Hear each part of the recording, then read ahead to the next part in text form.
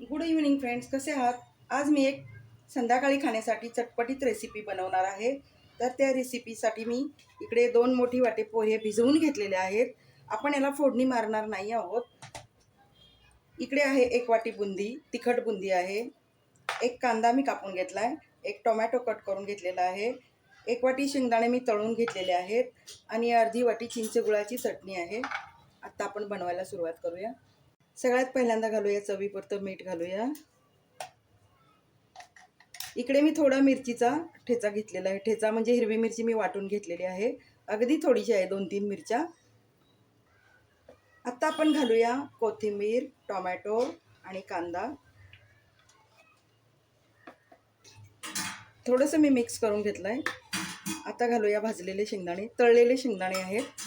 एक छोटी वाटी मी साधारण 50 ग्रॅम शेंगदाणे मी घेतलेले आहेत, तळून घेतलेले आहेत. आता घालूया चिंच आणि गुळाची चटणी, त्यामुळे अशी चटपटीत चव येईल. सगळं तयार झालेलं आहे. पोहे आणि बुंदी चाट मी बनवलेला आहे.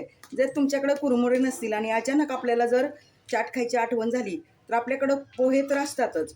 पोहे थोडेसे आपण भिजवून घ्यायचे आणि हे बघा या पद्धतीनं असं बुंदी चाट बनवायचं. चवीला अप्रतिम लागतं, लहान मोठे सगळ्यांना आवडतं.